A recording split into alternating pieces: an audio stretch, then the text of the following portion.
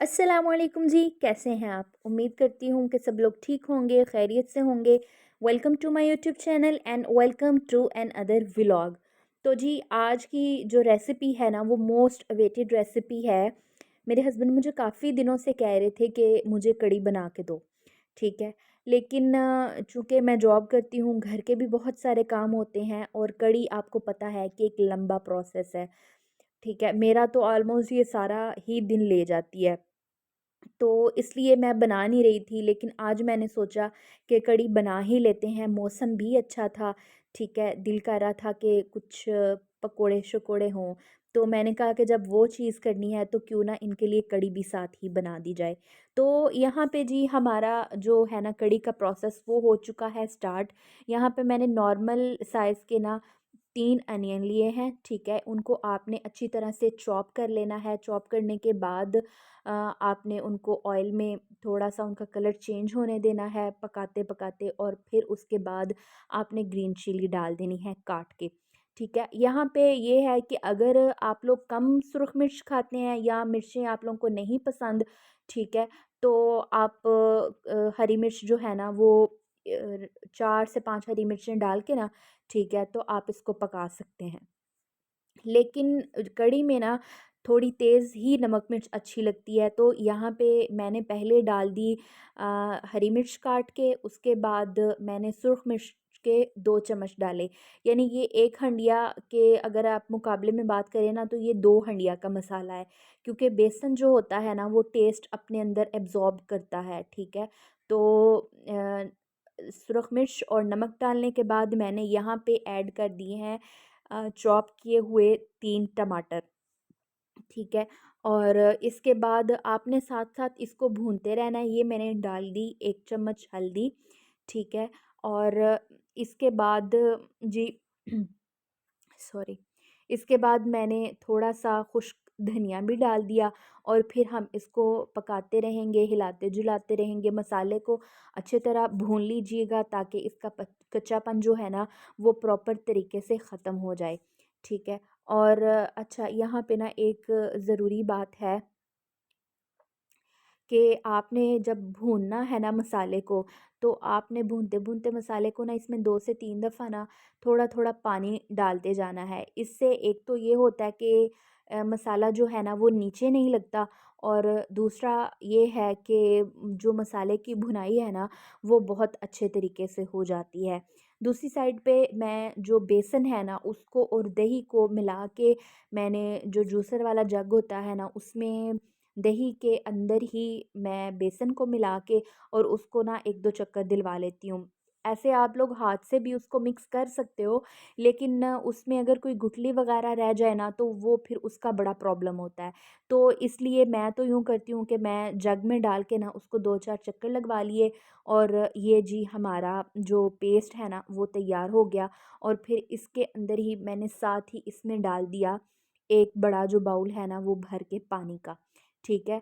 अब यहाँ पे मैं इसको थोड़ी देर के लिए लाइक एक बॉयल आने तक के लिए ना मैं हाई फ्लेम रखूँगी, और जैसे ही बॉयल आना स्टार्ट होगा मैं इस फ्लेम को कर दूँगी सॉरी स्लो, ठीक है। बिल्कुल जो लास्ट वाला स्लो पॉइंट होता है ना वहाँ तक, और इसमें डाल देने हैं आपने खड़े मसाले लाइक इलायची, दालचीनी, बड़ी इलायची और लौंग, ठीक है। और हाँ, कड़ी पत्ता भी डालना इसमें ज़रूरी है। अच्छा, कड़ी पत्ते के कुछ लोग बहुत ज़्यादा शौकीन होते हैं कि उनको ये ना ज़्यादा इसका टेस्ट पसंद है। मुझे इसका टेस्ट इतना ज़्यादा नहीं पसंद, इसलिए मैंने इसको सिर्फ़ हाफ़ ही डाला है, ठीक है। उसके बाद हम इसको वेट करेंगे कि इसमें एक बॉयल आए, और उसके बाद हम फ्लेम को कर देंगे स्लो, और अब ये इसी स्लो फ्लेम पे पकती रहेगी, ठीक है। अब दूसरी तरफ मैंने ये जो पालक है ना इसको पहले ही काट लिया था। हम पकोड़ों का जो है ना मसाला वो तैयार कर लेते हैं। तो ये मैं पालक ज़रा ज़्यादा डालती हूँ, ठीक है। और पालक डाल दी, उसके ऊपर मैंने आलू कटे हुए और प्याज डाल दिए, ठीक है। आलू प्याज डालने के बाद इसके ऊपर हम डालेंगे जो है हरी मिर्च, ठीक है। और अपने डिफरेंट मसाला जात ये मैंने डाल दी हरी मिर्च, ठीक है। और मसालों में मैं इसमें कोई ख़ास मसाले नहीं डालूँगी, नॉर्मल जो घर वाले मसाले होते हैं वो ही मैंने आपको पहले भी बताया है। कि मैं बाज़ारी मसाले ना इस्तेमाल नहीं करती। तो ये जो देगी मिर्च है वो आपने यूज़ करनी है, 2 चम्मच मैंने डाल दी है। और ऑलमोस्ट 2 से ढाई चम्मच ही, क्योंकि पकौड़ों का मेरे का सामान ज़्यादा था, तो 2 से ढाई चम्मच मैंने नमक के डाले हैं और 2 चम्मच मैंने खुश्क धनिये के डाले हैं। खुश्क धनिया जो है ना वो बहुत अच्छा लगता है पकौड़ों में, वो डालना मस्ट होता है, ज़रूर डाला करें। ठीक है, और उसके बाद ये थोड़ा-सा मैंने डाल दिया गरम मसाला, और उसके बाद हम इसमें डालेंगे जी बेसन। बेसन के 2 से 3 बड़े चम्मच मैं डाल दूँगी। अच्छा, ये बेसन की क्वांटिटी आपको ज़ाहिर है आपके मसाले के हिसाब से आपको पता चलती है कि आपने कितनी डालनी है, ठीक है। मैं इसको हाथों के साथ ही मिक्स करूँगी, मुझे ऐसे ही सैटिस्फैक्शन मिलती है कि मैं हाथों के साथ ही करूँ।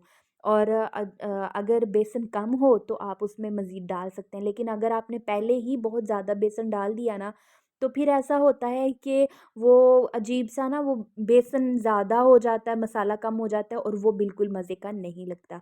यहाँ पे मैं साथ-साथ अपने टेस्ट के हिसाब से ना थोड़ी-सी चीज़ों का रद्दो-बदल कर रही हूँ। मैंने थोड़ा-सा गरम मसाला और डाल दिया, मुझे लग रहा था कि वो मैंने कम डाला है, ठीक है। तो अब ये मैं बेसन को अच्छी तरह से मिला लूँगी हाथ से, जितनी ज़्यादा तसल्ली मिलती है ना इस काम की, ठीक है, वो वैसे नहीं है। और बाय द वे हाथ धोने चाहिए, मैंने भी धो के ही काम कर रही हूँ। कुछ हमारे बहन-भाई हैं फिर वो आके ये कहेंगे कि बाजी ये आपने क्या किया, हाथ हाथ गंदे तो फलाँ, तो ऐसा नहीं है। जब हम किचन में काम करते हैं तो हम हर काम करने से पहले हर चीज़ को हाथ लगा-लगा के तो फिर बाद में हम उनको वॉश करते हैं। और ये मेरी तो बहुत ज़्यादा आदत है कि मैं हर चीज़ करने के बाद ना हाथों को वॉश करती हूँ, ये इम्पोर्टेंट भी है, ठीक है। थोड़ा-सा मेरा बेसन नीचे गिर गया है, इसको इग्नोर कर दें बिल्कुल, ठीक है। और कढ़ी दूसरी साइड पे हल्की आँच पे पक रही है, और वो ऑलमोस्ट ना मैं इसको 2 घंटे के लिए पकाती हूँ, ठीक है। क्योंकि जो बेसन है ना इसका कच्चापन ख़त्म करना बहुत ज़्यादा ज़रूरी है, और ये हमने भून के तो डाला नहीं होता, ठीक है। इसलिए इसको जब आप लो फ्लेम पे पकाते हैं ना, और वो बहुत अच्छा फिर उसका आता है टेस्ट। और यहाँ पे जी मेरा पकोड़ों का जो मसाला है ना वो हो गया है बिल्कुल तैयार, ठीक है। और नमक मिर्च मैंने ऑलरेडी चेक कर ली है, ठीक है, कि ये कैसे बनती है, क्या इसका टेस्ट है, सॉरी, ठीक है। अब ये आप देख सकते हैं कि कढ़ी को ना बॉयल आ रहे हैं, बीच में मैंने और भी बहुत सारे काम किए, ठीक है, वीडियो के मैंने डिफरेंट डिफरेंट पार्ट्स जो है ना वो कलेक्ट किए थे, ठीक है। यहाँ पे कढ़ी को अच्छी तरह से बॉयल आ रहे हैं, घी ऊपर आ गया है। दूसरी साइड पे मेरे हस्बैंड बना रहे हैं पकोड़े। फ्राई करने वाली चीज़ें हों और उन चीज़ उस खाने के लिए ना मेरे हस्बैंड बहुत एक्साइटेड होते हैं, और इन्हें चीज़ों को फ्राई करना पसंद भी बहुत है। कोई भी घर में ऐसा काम हो ना जो फ्राई करने से रिलेटेड हो तो वो बहुत शौक से कहते हैं कि ये मैं करूँगा। अच्छा, साथ में हम बना रहे हैं जी चावल। कढ़ी के साथ मुझे तो चावल ही पसंद है, ठीक है। तो चावल हम बिल्कुल सिंपल तरीके से बनाते हैं। ये मैंने पहले चावलों में पानी में डाल दिया है नमक, और एक जो छोटा पीस है वो दालचीनी का, और एक इलायची, और थोड़ा-सा कड़ी पत्ता, ठीक है। अब इसको हम अच्छी तरह से बॉयल दिला लेंगे, और दूसरी साइड पे देखते हैं कि क्या हो रहा है। तो ये जी पकोड़े हमारे तैयार हो रहे हैं। देखें ये कितने नफ़ासत से पकोड़े बनाते हैं, ठीक है। और दूसरी तरफ जो है ना हमारी कढ़ी, ये मैंने इसको साइड पे उतार दिया था क्योंकि ये बिल्कुल अच्छे तरीके से पक चुकी थी, ठीक है। और कढ़ी जब बनाएं तो ये भी ज़्यादा बनाएं ताकि आप हमसायों को भी दे सकें, और घर के जो दूसरे मेंबर हैं ना वो भी खुशी खुशी इनको खाएं और इंजॉय करें। तो जी ये हमारी कढ़ी तैयार है, और देखें इसका कितना प्यारा कलर आया है, ठीक है। मैं आपको इसकी ना बाद में फ़ाइनल लुक भी दिखाऊंगी कि ये कैसी लग रही है। मैंने बहुत मेहनत की है, सारे दिन की ये मेहनत होती है, साथ साथ और भी बहुत सारे काम होते हैं। ज़ाहिर है हमें घरों में बहुत सारी चीज़ों को साथ साथ लेके चलना होता है। तो जी ये मैंने इसके ऊपर अब थोड़ा सा गरम मसाला छिड़क दिया है, और उसके बाद ये देखें हमारे जो चावल है ना ये कितने प्यारे और अच्छे बन के तैयार हुए हैं। चावलों में ना मैं कुछ ना कुछ डालती रहती हूँ। जब मैंने इनको बॉयल कर लिया ना चावलों को, तो मुझे ख़्याल आया कि मैं इनमें ना धनिया डाल दूँ। धनिये का टेस्ट बहुत ही ज़्यादा अच्छा आता है चावलों में, मुझे तो बहुत अच्छा लगता है। तो जी ये है फ़ाइनल लुक। तो दुआओं में याद रखिएगा, रेसिपी को ज़रूर ट्राई कीजिएगा और मेरे चैनल को लाइक शेयर एंड सब्सक्राइब कर दें। अल्लाह हाफ़िज़।